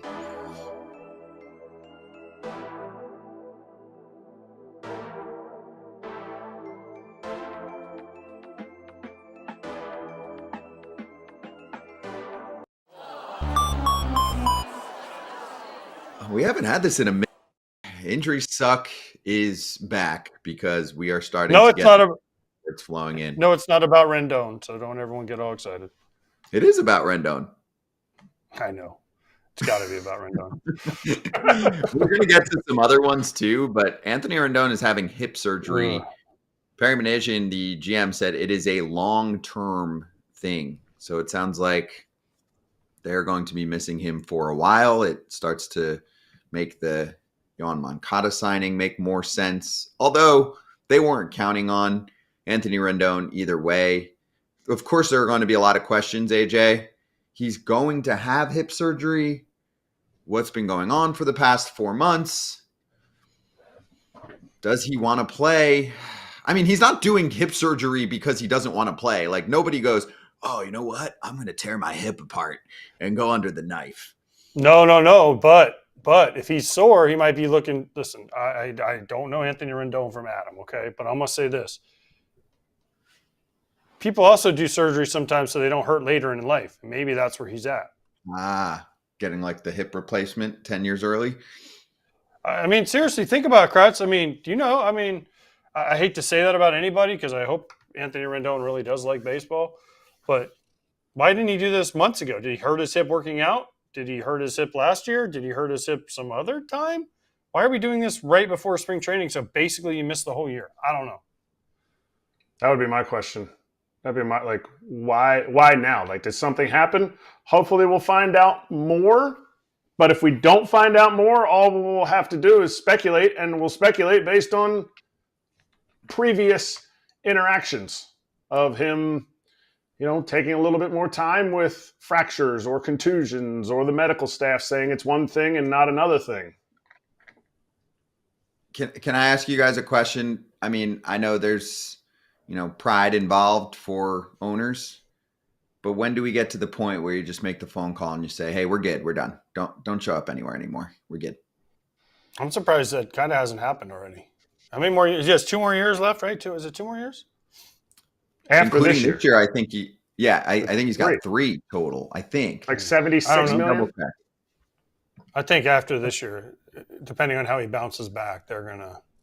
I don't know if they have insurance on this contract either. That's the question. If they have insurance, they can go to him and say, "Hey, look, just say you can't play anymore. We can get insurance for the next 2 years and call it even. You can go home. You don't have to play. You collect your money and see it." Kind of like, I think that's what kind of happened with Prince Fielder, right? Prince Fielder was banged up. A different situation. He had the neck problems. He couldn't play, right? He wanted to play, but he couldn't. And the Rangers were like, "Look, we got insurance on this thing. Let's, it sucks, but that's the way it works." 2 years. You were right, AJ. 38 million this year, 38 million next year, and then see ya. I mean, he's not going to play this year. This is it, right? Yeah. I would. Yeah. If there was 3 years, if it was 2 more after this one, I would have said no. I don't see them walking away from 2 of them, but this is it. They'll walk away from the last one. This is a tough question for you, but is this the worst contract of all time? Because Steven Strasburg's pretty far up there. I'm saying pushing forward. Strasburg was awesome for the Nats, but I'm talking about during the length of the contract. He barely pitched, and the Nats couldn't get an insurance policy on him. They might have an insurance policy on Anthony Rendon's contract, talking about the Angels. Oof, I would think Jeremy named a couple Red Sox because he's a Red Sox fan. He said Pablo and Carl Crawford, but I don't think that money was as big. No, I think for me, the stat that stands out is Ted Williams. I'm sure you guys have seen it on Twitter, where Ted Williams played more games in the 5 years where he also fought in World War II for, I think, 3 of those 5 years than Anthony Rendon has played in the 5 years he's been an Angel. That's a hell of a stat right there. So, I mean, is this the worst contract of all time? I don't know. I think some people argue Chris Davis, maybe. Strasburg, you can make an argument with. But Strasburg had just won the World Series. I know Rendon had 2, but Strasburg had just won the World Series, so the Nats kind of were stuck there. I think because of what it's brought to the Angels, you have to put it in the top 2 or 3 for sure, because not only has he not played, but the headaches he's caused. Right? Remember, he punched a fan or slapped a fan, and he physically, touched a fan in Oakland. Some of the interviews he's done and all the questions everybody in that organization has had to answer about him. I mean, it's got to be in the top 2 or 3, doesn't it? He just hasn't been on the field. But whether he's been on or not, I don't think he's number 1.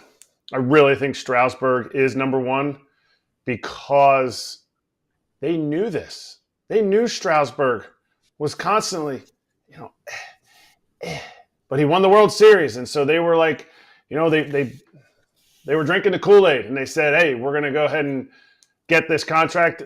The insurance company said, "No, we're not even taking this on." They said, "Screw it. We're still doing it." Like, everything was pointing to that it wasn't going to work out, and they did it. But with Rendon, there's very few people that were this deked by Rendon. So to me, Rendon's the second worst contract that I can think of, but the most surprising second worst or the most surprising contract. I hope they I have wasn't that some surprised insurance. by Strasburg's. Yeah, I hope they have some insurance. Can we show the other 2 tweets about the Angels? One of them actually is really good news from Sam Blum of The Athletic. Their new spring training facilities are genuinely impressive. They had been running a minor league operation the last few years facility-wise. Now it is one of the nicest in the big leagues, the kind of stuff that translates in player development. Bravo. Seriously, we'd been calling this out for a while, so had he. It took a minute, but this stuff does matter. And in the grand scheme of things, it's not that expensive to do it. in baseball talk, right? If it's like, oh, I got to do a $10 million renovation, it's like, okay, what is that in a player salary? Not that much. And how much can you improve with your player development if the right tools and resources are in place? A lot. So it's good. The ROI on that is so huge. Return on investment is so huge. And it was less than a minor league facility.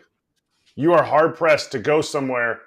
Even Oakland's facility that they had for the big leaguers was not that bad. Nobody was living out of a tent. Nobody was lifting in a tent like the Angels were.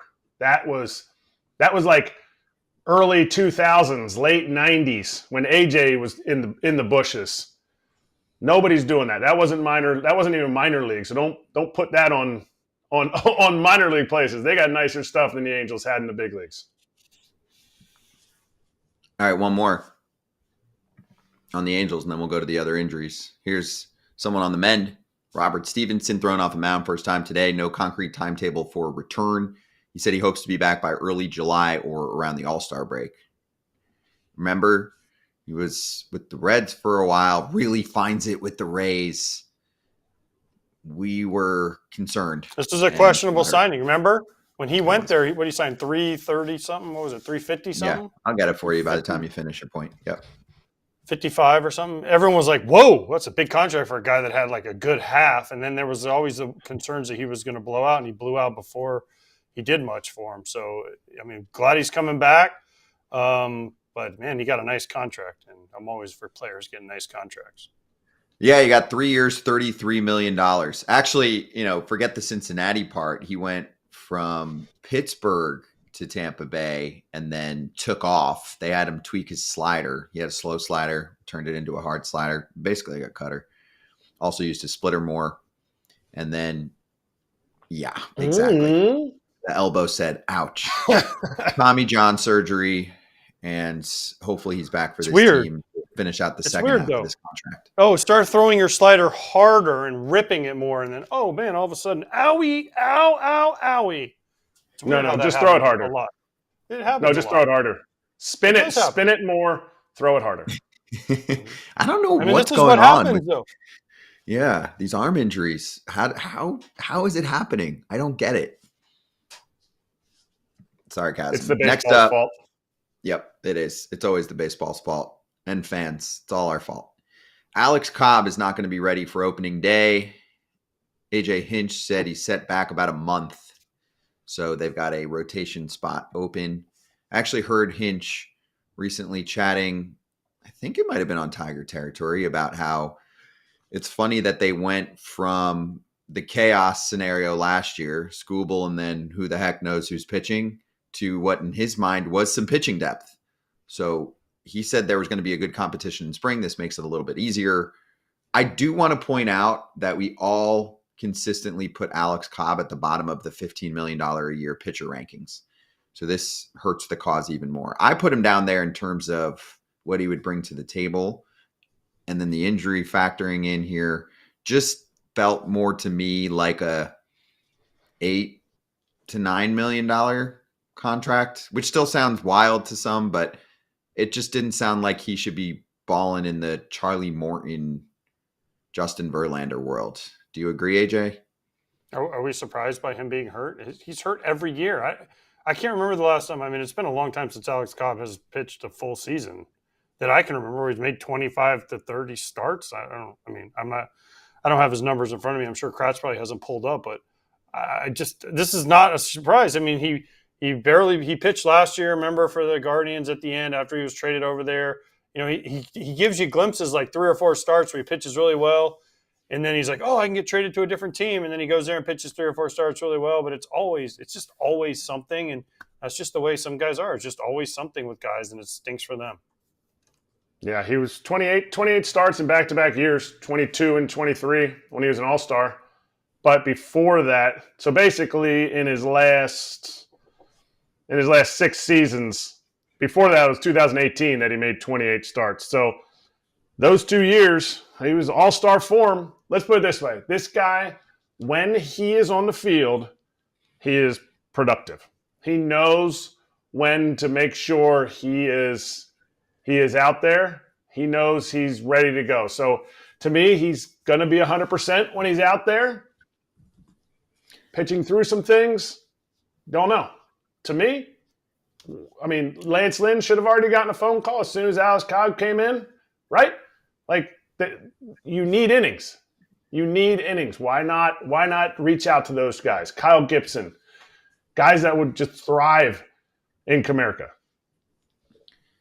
Because Cobb is going to come back, and they believe that they have enough of a rotation right now. They're not wrong. Skubal, Flaherty, obviously at the top. Reese Olson was very good last year. They still want to try Mize out.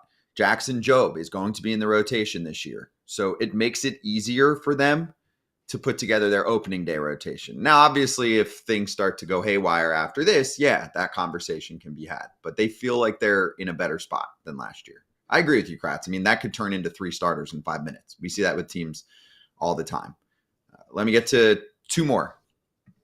So we've got Spencer Horwitz going down, a new first baseman for the Pirates. He had some pretty positive results with the Blue Jays, involved in all the little wheeling and dealing where the Blue Jays end up getting Andres Jimenez. And it's a procedure on his right wrist last week to address chronic symptoms, always the word you don't want to hear.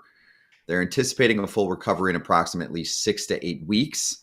Follow-up here tweet from Jason Mackey, Post-Gazette, always super straightforward on what's going on with the Pirates. It didn't like the Pirates giving up that much starting pitching at the time to get Horwitz. Still don't. Now the guy, A, won't have spring training, B, apparently has a chronically bothersome wrist. Was this known at the time of the trade? Why give up so much then? So this is someone that they are heavily relying on. Luis Ortiz is now going to be part of the Cleveland pitching staff, and he's a pretty damn good pitcher. Pirates have been good at developing pitching, bad at developing hitting. AJ, their lineup's not going to be good enough, and we all know it. No, we've discussed this over and over again. By the way, Tom Graham, love you, Tom. You're the man. So I don't know. Oh, the doctor.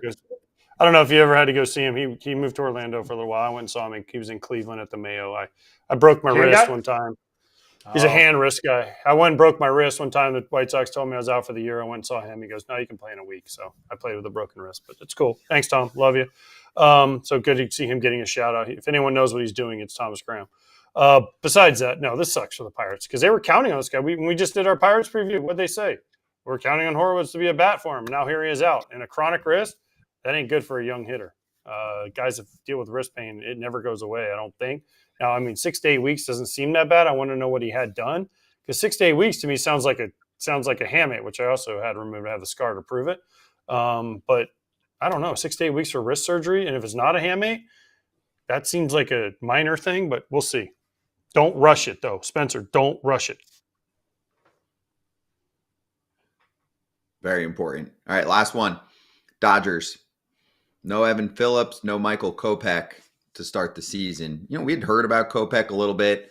Phillips had a tear in the back of his rotator cuff that kept him sidelined from the World Series. PRP injection in November. Didn't pick up a baseball until January. Likelihood is he will not be ready to start the season on schedule. Dave Roberts said Phillips and Kopech both are a little behind schedule. Too early to tell whether either would have to start the season on the IL. So I actually take back what I said 9 seconds ago. Too early to tell, but chances definitely tilting towards them not starting the season on the roster. Good news. Dodgers have pitching depth. Makes more sense why you bring in Tanner Scott and even Kirby Yates, right? Yes. One team can handle this. One team that can handle this is the Dodgers, right? I mean, the one team that can handle this, they have depth. They will go out and sign somebody if they need them. The Dodgers, I mean, Evan Phillips had it going good until he got hurt, but they have Trinan, Scott, Yates, and they'll find 3 others that nobody's ever heard of probably to come in and do a great job. So the Dodgers will be fine. Plus, they have 22 starting pitchers. Everyone keeps saying in the chat. So maybe they'll throw one. Maybe they'll close Ohtani. Who knows? Yeah, I mean, 1 or 2 of those guys might be in the bullpen, not Ohtani, but Dustin May, Gonsolin. Yeah, they've got options. Nobody is worried about them. We are worried about the Rockies, and they are up next in our team preview. We're going around the league. Yes, the Colorado Rockies. Great ballpark experience. But what are we seeing on the field? Patrick Saunders joining us next on FT Live.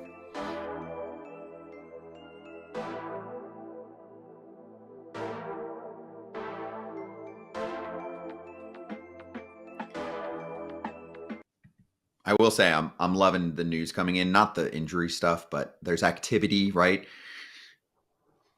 You know what I'm The saying? first It just scrums. feels The fresh. first scrums are happening. Yeah, They're getting in we the asked clubhouse.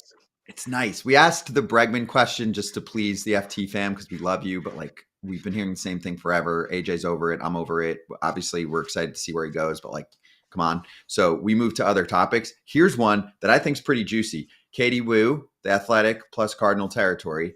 John Mozeliak running the front office for one more year with the Cardinals on our Arenado trade attempts. We're still looking. Could something happen next week? Possibly. Could this go into camp? Possibly. A trade, if one happens, remains very much in the air. And then John Denton, who covers the Cardinals, also picked up a quote from Mo, who said he's working with a list of 5 teams Arenado is being willing to go to, and that list has not grown since the end of the 24 season. So to me, that includes no Houston, although Houston doesn't really have relevance anymore. But remember, he turned down Houston. Mo said, quote, it's needless to say, it's been frustrating. I mean, at this point, AJ, let him hopefully rake in the first half and then become a more attractive trade piece because he wants to go to Boston. Boston doesn't want to pay for him. They just want him for free, and that's not going to happen. Good luck. Player has all the power. Good luck. Listen, they had a trade. They had him traded. He was going to Houston, and he said no. He wants to go to certain places. The 5 teams, I mean, we have the 5 teams pretty much not down, but I mean, I'm assuming Dodgers are one. I thought the Red Sox would be one. No, the Red Sox are definitely one. Yeah, they're number one on his list. Yankees possibly would be one. Maybe Anaheim. I don't know. Blue Jays. He doesn't want to go there. No, but he's got the 5 that Mozeliak said there's 5 teams he's working with. Well, let's know. I want to know who the 5 are. Let's see who can get a deal done. Because let's not forget, Mozeliak told his agent, whoever Arenado's agent is, hey, make a trade, find a team that wants you. It was Houston, and then he said no. So I mean, he said not yet. He said not yet. Not now. Maybe next year. Yeah, maybe if they make some moves. Yeah, they did. Right after he said no, they did a lot. They moved on. They look pretty good. They pivoted hard. I'm curious because I've talked to Nolan a few times trying to get him on the show. It sounds like he wants to wait until a trade, which we could be waiting for a minute. But I am curious to find out eventually why he said no to Houston. Cardinal territory talks about this topic a lot. It is the topic at spring training. Katie Wu and Trevor Rosenthal bringing it every single week. Go check that out wherever you get your pods, Apple, Spotify, of course, if you're watching.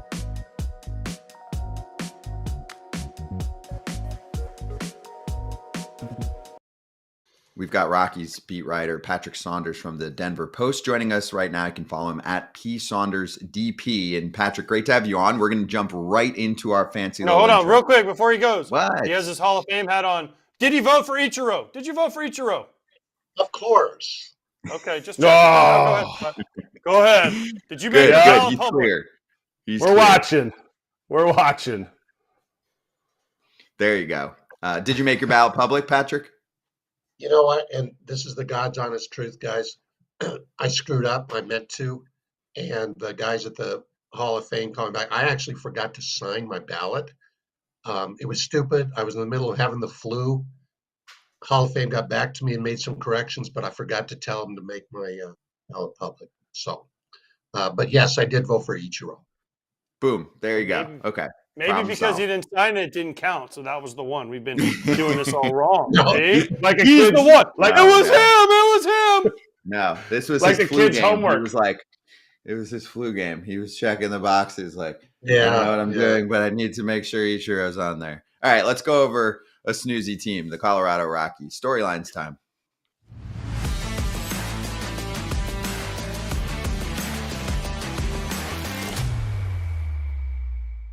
I mean, I really want the Rockies to be good. What are we doing here? Are they too complacent? We're going to start there. Then we'll go over the prospects because they're a really good one. Charlie Condon, who many thought would be the number 1 pick in last year's draft, ended up falling 3 to the Rockies, could be a star.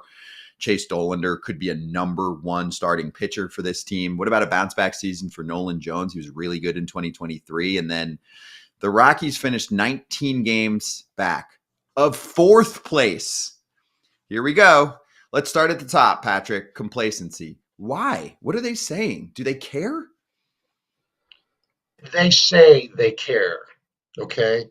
I did a big piece for the Denver Post at the end of the 2023 season. And it was like a 4-part series that we did, and it was called The Rocky Way. And what I did was investigate what exactly they're trying to do and what is the perception outside 20th and Blake about this team. And the perception, and not surprising to you guys, I'm sure, is that this organization is far too insular. They keep repeating the same thing over and over. They don't look for outside interests. They tend to think that nobody else can figure it out because they play at the most challenging venue in baseball because of the altitude of Coors. And they're afraid to shake things up. And a lot of that goes to the ownership under Dick Monfort. He has told me through the years he's loyal to a fault. At some point, my opinion, I don't think Dick is ever going to give up ownership of the team because 2 of his sons are in the organization. They need to go outside the organization, get a president who sees things differently, is not afraid to rock the boat, and will shake things up a little bit. Doesn't mean you have to clean house completely, but there is a complacency with the Rockies. And yes, they still draw 32,000 fans a game at Coors Field every night, but I know the fan base talks to me all the time, and the complacency out there for this team is real. There's no doubt about it. There's complacency now. In the meantime, can Charlie Condon and Chase Dollander be guys that develop enough this season that they're making an impact in the big leagues this year? Not Condon. I mean, he struggled last year, right? I mean, he was at High Spokane, and he had a couple nice moments, but he struggled. He's not even close to Ray Dollander, however. It's on the record from both Bud Black, the manager, and Bill Schmidt, the GM. Dollander is going to be giving a legitimate chance to break with the starting rotation this spring, which kind of goes against the Rockies' usual MO. They are usually very reluctant to push guys that quickly, but Dollander last year made it up to Double-A, put up some really good numbers for Hartford. He's the real deal. And the Rockies have said if he earns the job in spring training, they're willing to put him in the rotation and maybe move one of the veterans to the bullpen. Now, despite everything I said leading off here, guys, I think the depth and the what's the word I'm looking for? The possibilities of the Rockies rotation, if not this year, then moving forward into next year, it has a chance to be one of the better rotations the Rockies have had probably since all the way back to 2018. Yeah, that's if the young guys come through. That's good. That's good. That's good that Dollander and Condon, I mean, they brought the SEC guys in. That's how it works. You want to win, you bring the SEC guys in. Okay, Patrick? Speaking of, I've been saying for years, what you said at the beginning, the Rockies got to do something crazy. They need a Joe Madden, not Joe Madden, but a Joe Madden style guy to come in there and just do what he did with the Rays. Just try anything. Try crazy stuff. Like, see what happens. Like, you never know. Something might work in Coors. Have fly ball pitchers and go back to the 95 Blake Street Bashers. I mean, that's to me, that's how you win there. You have these guys, you figure out ground ball pitching, and you have dudes that can hit the ball out of the ballpark. But anyway, speaking of a guy that needs to bounce back, Nolan Jones. He struggled last year. He had a rough 2024. 2023, he was great. Which Nolan Jones are we going to see for the 2025 season? Well, I'm hopeful because I'm very fond of the guy, and I know the Rockies are super hopeful that he can repeat 2023. Everybody I've talked to, including Nolan, has said that between injuries last year, he had mostly a back injury, but then also he twisted his knee. That was part of the problem. The other problem is Nolan is one of those players who tends to put way too much pressure on himself. And he came out and said he wanted to do better than he did in 2023. He started to internalize it too much. He had his first child. He and his wife had their first child. Child had some complications at birth. Everything worked out okay. But all of that mixed together really messed with Nolan's head. And I think he'd be the first one to tell you that he's got the skill set and the tools, but he's got to find a way to regain his confidence, not be so hard on himself, and learn to enjoy the game again. And I'll be interested to see if he can do that because last year was a mess. How are they going to enjoy the games when last year they were 19 games back of fourth place? And not only did they not get better, the rest of the division maybe got better than any division in all of baseball. Not just talking about the Dodgers. What are the chances? What's the even outlook in the sense of, like, you talk about Nolan Jones needing to be positive, the whole team about winning?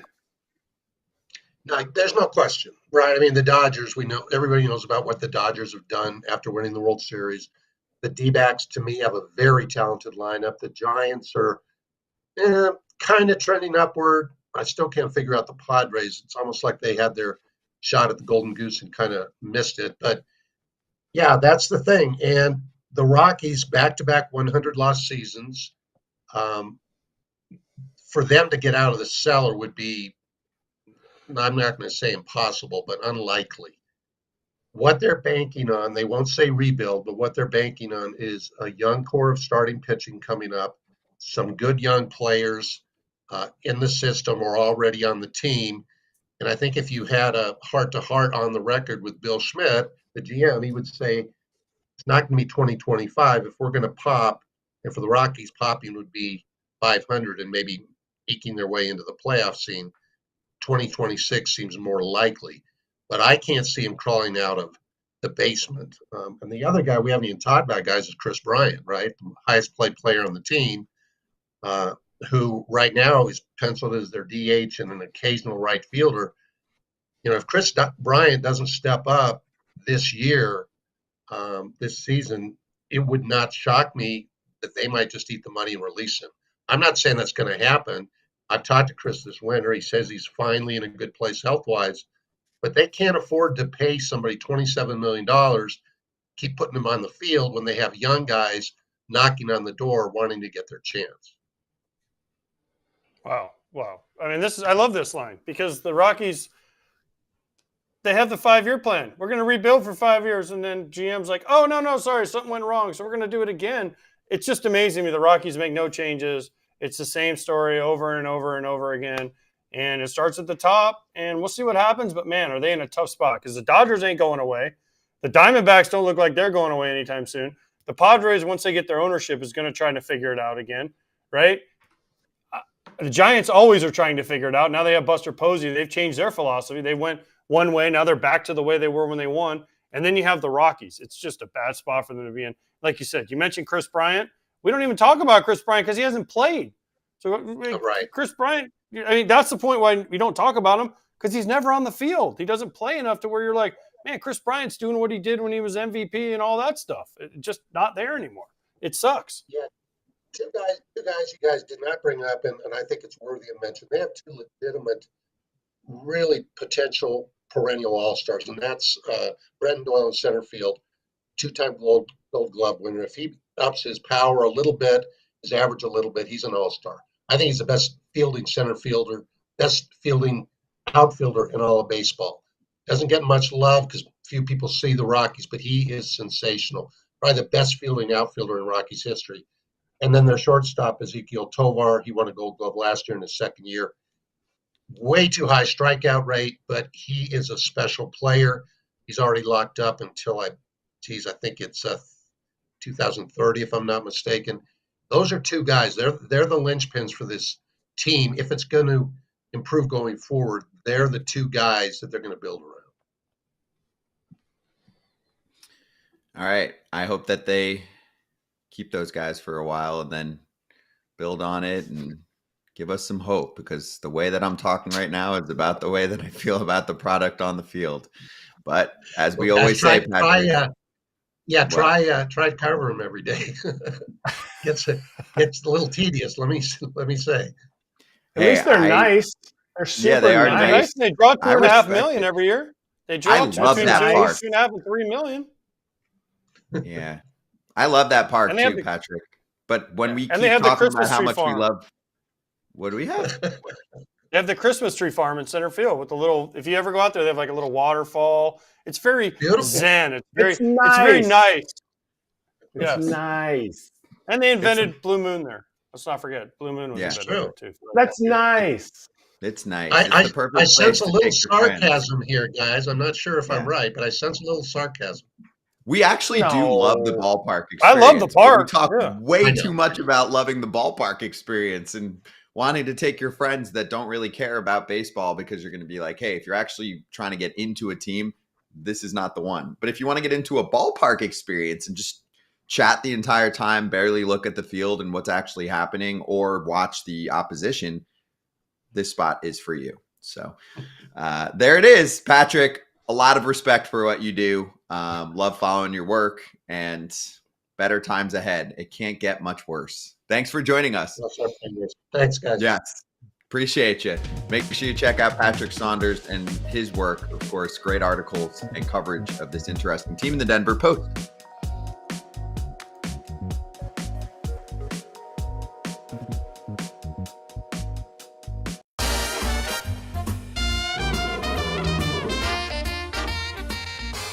Ooh, temptation.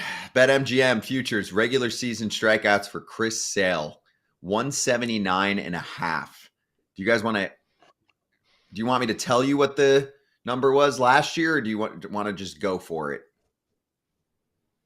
Well, I know it was over 200 last year. I know that. So Yeah, it was 225, AJ. They're saying he's going to have 45-ish less strikeouts. That's because they're thinking he's going to have a possibility of being injured this year. That's why the number is down. And I think he's still going to be around 200. I think Chris is motivated to have another good year, and if he stays healthy, he'll get around 200 again. So I'm taking the over just because I like Chris, and I want him to get. And they need him. Yeah, they need him. Definitely too, right? need him. Mm-hmm. And he said he's having a healthy at the end of the season. Obviously, his back flared up, but he said it cleared up soon after the playoffs were over, after they were bounced. And he said the last time he had a healthy offseason was at the end of 2023 going into 24. He's had another healthy offseason. I'm taking the over. Yeah, same here. Taking the over. This is a cool time period where if I told you a year ago we'd be talking about Cy Young, Chris Sale, and taking another 200 strikeout season, you'd be like, huh? Yep, it's great. And we just talked to him, obviously, at the Writers Awards dinner. So, BetMGM fans, while you're waiting for baseball season to begin and placing futures each Wednesday throughout the season, you can pick a skater you think is going to light the lamp first in a game. If it's not your player, but he scores the second goal of the game, you get your stake back in cash. You can only get that on BetMGM. Gambling problem or concern? Call 1-800-GAMBLER. Coming back with baby signings. Michael Taylor, Ty France. I say baby because the money's small, but we cover it.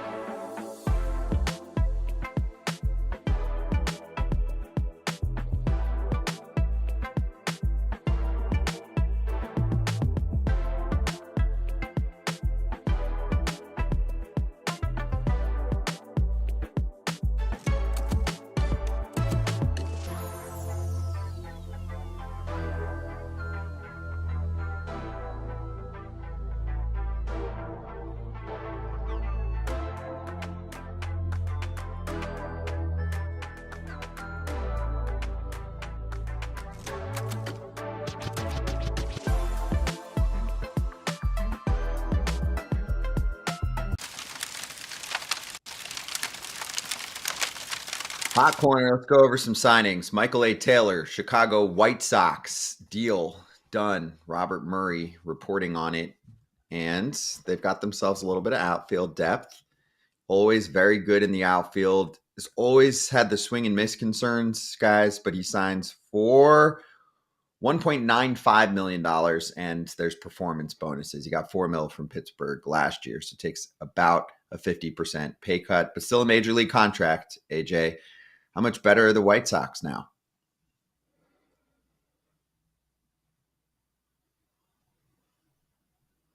That's it? That much? Well, you asked me how much better they are. I mean, does this move the needle for you? Michael A. Taylor, I mean, plays a good defense, but they have Luis Robert in center, right? They have Ben Attendee in left, and I don't know who's going to play right. But do you see what I'm saying? Like, what this is one of those. Okay, he's a nice bench player. I guess he's going to maybe platoon with Benintendi. But do you platoon your highest paid player of all time? I don't know. Until they trade somebody, they're not trading Benintendi unless he starts on fire. And are they going to trade Luis Robert? Luis Robert? They better get something because he's coming off a bad year. If I'm the White Sox, I'm waiting though because Michael A. Taylor, this is the guy you trade. You're supposed to trade, unlike what the Pirates did. This is the guy you're supposed to trade at the trade deadline. And you don't want to trade Luis Robert Jr. now. He's coming off a bad year. You got to have him start off good, then trade him. Offensively, it's just not there. So maybe he can come in and defend a little bit late in games and play against some lefties. You don't want to overexpose him in the sense of giving him too many ABs. You get a lot of strikeouts. I thought the year he had with the Twins in 23, I think he had 21 pumps. OPS was finally over 700 for just the second time in his career, but his value was in center and they didn't overexpose him. I feel like this, I don't know. I feel bad for him. They signed him with the White Sox unless something happens with Robert. If Luis Robert gets traded, then it'll be an opportunity for a real center fielder to play there for him instead of trying to find a center fielder after they get rid of Roberts. He's getting paid $2 million to play on a team with absolute zero pressure and probably might go weeks at a time without a media member coming over to ask him a question. There are worse gigs. Just throwing that out there. It's true. Big league deal.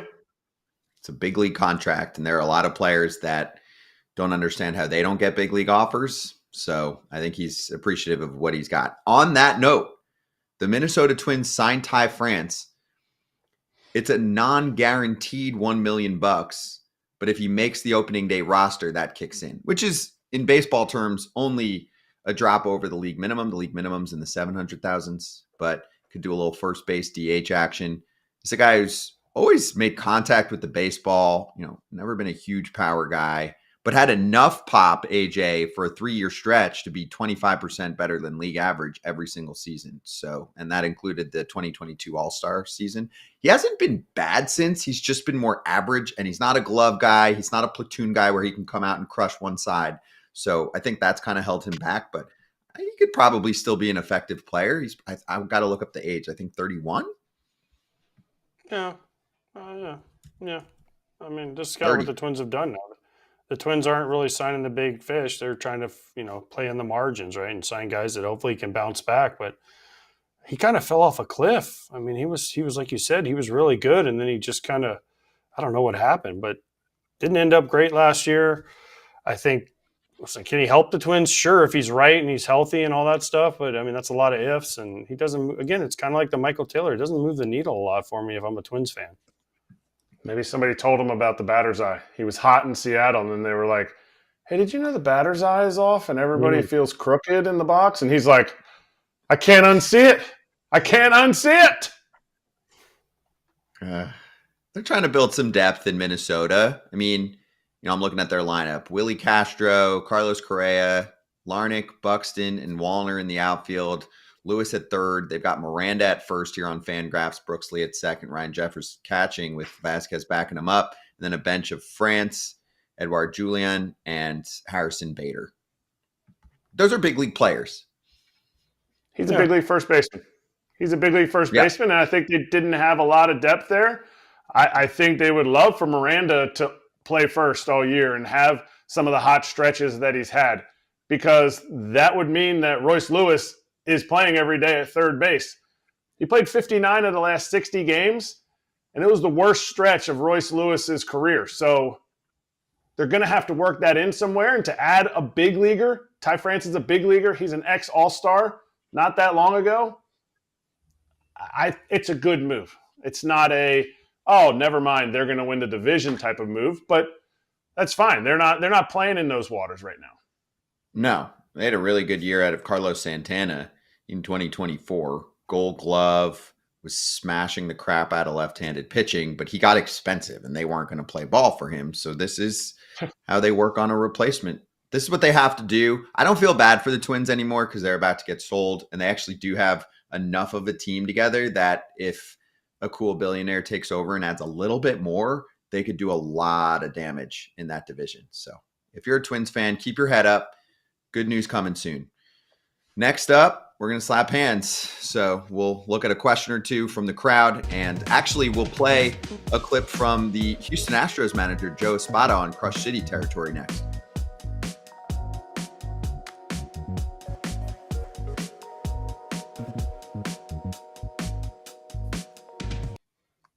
All right, I want to do a few. How would you guys handle the leadership role in the Angels locker room entering spring training when you have to answer questions again about Rendon? Don't you guys just say, nah, we're good, he's not here, and move on? It's not that big a deal, right, AJ? Yeah, you pretty much say, hope he gets healthy, and we'll see him when he's here, when he's part of the team. Other than that, there's nothing to be said. It's pretty simple.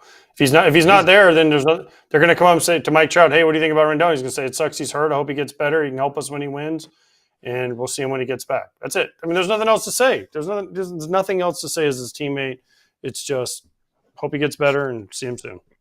When you're in the tub, everybody forgets about you. So sorry, that sounds rude, but you're worried about your play on the field.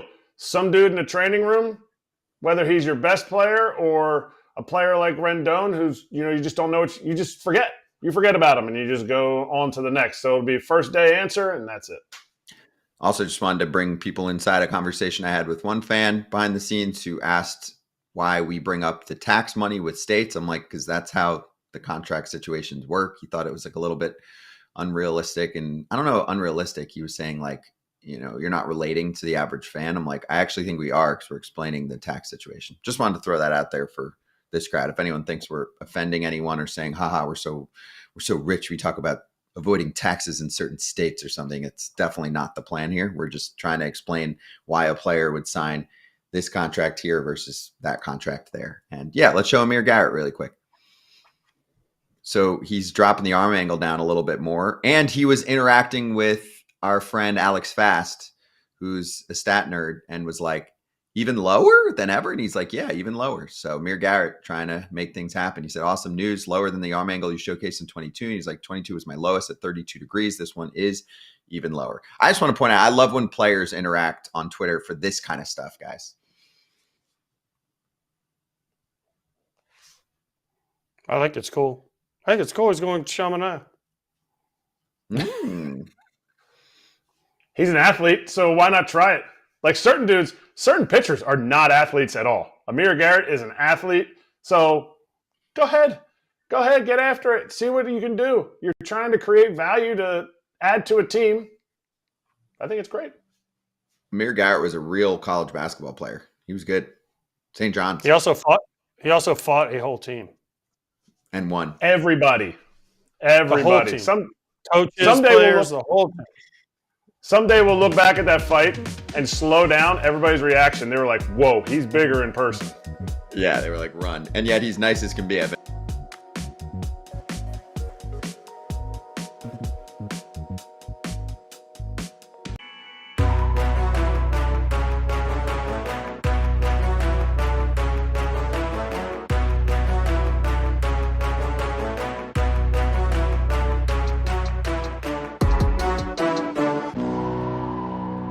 Let's do this. We want to give love to our other shows and the content that they provide. So Astros manager Joe Espada was on Crush City territory the other day. Let's get a little bite.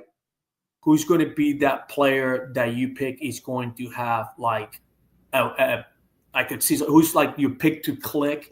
And for me is I told the person Jeremy Pena, because I think he's the next guy that I also see stepping up and being kind of the vocal leader in our club. He's that guy that when we are doing our meetings or we walking around the clubhouse, he wants to be the guy, but he sees the Breckmans and he sees the other guys who's been there longer. But I think if Breckman does not return, I could see Jeremy being a little bit more of like, hey, maybe we try to do this because he's done it. But I think you could probably see him kind of taking that next step forward in that leadership role in the clubhouse. And it'd be phenomenal because, that shortstop, middle infielder usually are the ones who have that personality. And is in there. So I can see him being that dude this year where he's having a monster year on the field, and also we're talking about having conversations about conversation he's had with some of the players, or standing up and having like a little team meeting. So I could see Jeremy being that guy. Definitely a leader, Jeremy Pena, looking for more bat. Crush City Territory talks about these topics all the time. Josh Reddick, part of the party with Tyler Stafford, and Chandler Romer covers the team every day. A lot of great shows that obviously are giving us really good interview content. So we'll keep putting them in this show all season long. Jeremy Pena was exactly league average bat last year by OPS plus. I know I use that a lot. It's just an easy way to explain things to everyone, but he was 266, 15 homers, 70 RBIs, 20 stolen bases, 4-win player, plays really nice defense. Do you think he could take another step, AJ, or it's been too much time? You do? You think he can do one more step with the bat? They thought he was going to do it after the year they won. They thought he was going to take the next step. Remember? He had an unbelievable playoff run, and they're like, oh, he's figured it out, and he hasn't taken the next step for a full year. He's made a couple swing changes. I think he just needs to find something and stick with it. Listen, if you can't hit a slider, you know what? Don't swing at him. I know it's easier said than done, but wait for your fastball. I don't know. I mean, that was kind of the knock on him, but, find something and just stick with one thing. It's like his bat's here. He's trying to do this. He's trying to do this. Like, just find something that works, and it's going to not work for a little while, but don't make a complete drastic change. Stick with one thing and play with it, Jeremy. You're too good. That's tough. Very few guys who change that much have consistent success to have an MVP type of season. That's a good call. You do always look and you're like, okay, it looks very different. It's not like where the shows that have nothing to talk about will be like, look, his pinky changed here. Like he actually makes significant changes. All right, a lot to do here. You can get Kratz hats ready because I also want to shout out Todd Father, Ruben Amaro, happy birthday. Jake Wiener, big FT fan, happy birthday. We love you, all of you. Logan O'Hoppe and Jack Flaherty on the show tomorrow on the guest list. And what do you have on your head at the finish line? Craig Mish did not send this to me. Appreciate it, New Era. I mean, it's a clean hat. I don't have a Marlins hat. A lot of cool details. Let's go spring training.